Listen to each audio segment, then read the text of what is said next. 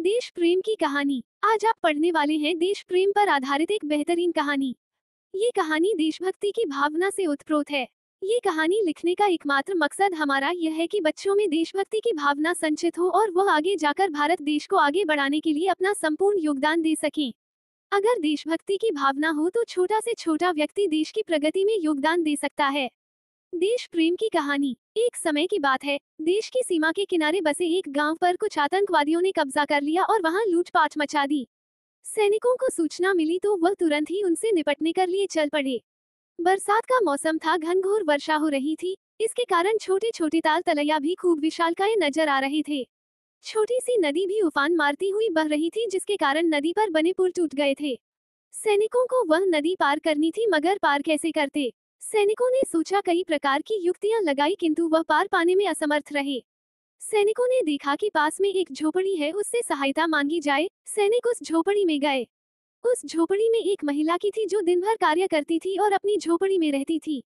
उस महिला के पास अन्य कोई साधन या घर नहीं था। सैनिकों ने जब बात बताई कि आतंकवादी गांव पर कब्जा कर चुके हैं और हमें फौरन वहां पहुंचना है, इसके लिए यह नदी पार करने के लिए कुछ लकड़ियों की हमें आवश्यकता होगी, जिसके कारण हम नदी को पार कर पाएंगे। महिला ने पहले कुछ सोचा, फिर कहा कि मेरी झोपड़ी में दोबारा बना लूंगी, आपको जितने भी लकड़ी मेरी झोपड़ी से चाहिए निकाल लीजिए।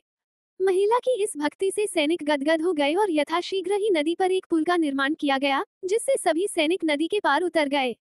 महिला की इस देशभक्ति की सराहना जितनी करी उतनी ही कम है।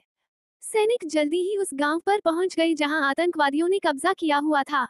सैनिकों ने काफी देर की मशक्कत के बाद आतंकवादियों को मार गिराया और कुछ भाग गए, जिससे अपने देश में आए हुए संकट को उन्होंने बहादुरी से टाल दिया और दुश्मनों को सबक सिखाया। देश प्रेम और देशभक्ति से बड़ा कोई धर्म नहीं है। देश है तो हम है, ऐसा मानकर देश की सेवा करनी चाहिए। अगर व्यक्ति को देशभक्ति का मौका मिले तो उसे जरूर अपना देश प्रेम दिखाना चाहिए, यही सर्वथा उचित है और धर्म भी यही है। सेना की बहादुरी।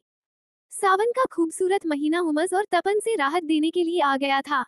पूरा देश सावन में रिमझिम फुहारों का आनंद ले रहा था। वहीं सेना को अपनी राष्ट्र सेवा में तत्परता से तैनात होना था। अचानक झमाझम बारिश आ गई। सभी साथी बारिश से बचने और अपने हथियारों को छुपाने का प्रयत्न कर रहे थे, ताकि उनके हथियार बारिश में भीग न जाए। तभी सेना के एक जवान को नजदीक में कुटिया नजर आई, जो खेतों के बीच में टूटी फूटी अवस्था में थी। सोचा शायद वहां आश्रय मिल जाए, इस विचार से अपने हथियारों के साथ वहां पहुंच गए। झोपड़ी में पहुंचने के बाद एक कादरी मिला, जो किसी कार्य में व्यस्त था। कादरी ने सैनिकों को बैठने के लिए कहा और भीतर छोटे से कोने में रखे मटके से पानी लाने गया। सैनिकों को कुछ अटपटा लगा। दूर से देखने पर यह झोपड़ी वीरान और टूटी फूटी लग रही थी। यहाँ व्यक्ति का होना आश्चर्य की बात थी। सभी सैनिक कुछ गड़बड़ हो सकता है, ये जानकर सतर्क हो गए। कादरी ने सभी सैनिकों को पानी पिलाया और उन्हें अपने हथियार ढकने के लिए एक त्रिपाल दिया। कादरी के चेहरे पर शिकन थी और शायद थोड़ा घबराया हुआ था। वह जाकर एक कोने में नमाज की मुद्रा में आसन जमा लिया। एक सैनिक खड़ा होकर बाहर की बारिश पर नजर जमाने लगा। तभी उसके जूतों के चोट से जमीन में खोल होने का आभास हुआ। नीचे झुककर जायजा लिया तो वहां से एक सुरंग होने का पता चला। सभी सैनिकों ने अपने हथियार संभाल लिया और कादरी को हिरासत में ले लिया। पूरी सतर्कता के साथ जब सुरंग का मुआयना किया गया तो वहां कुछ और आतंकवादी निकले, जो किसी बड़ी साजिश की फिराक में थे। ये सुरंग भीतर ही भीतर कहीं और कुटिया से जुड़े हुए थे, जो गुप्त आतंकी गतिविधियों के लिए प्रयोग किए जाते थे। सेना की इस बहादुरी से आतंकवादियों का एक पूरा गिरोह पकड़ा गया, जिसके तार विदेशी संगठनों से भी जुड़े हुए थे। सेना की बहादुरी से देश में होने वाला कोई बड़ा खतरा टल गया। कृपया अपने सुझावों को लिखिए, हम आपके मार्गदर्शन के अभिलाषी है। देशभक्ति सर्वोपरि होती है। उपरोक्त कहानी को हुक्मरानों को राष्ट्र के नाम जाना जाता है।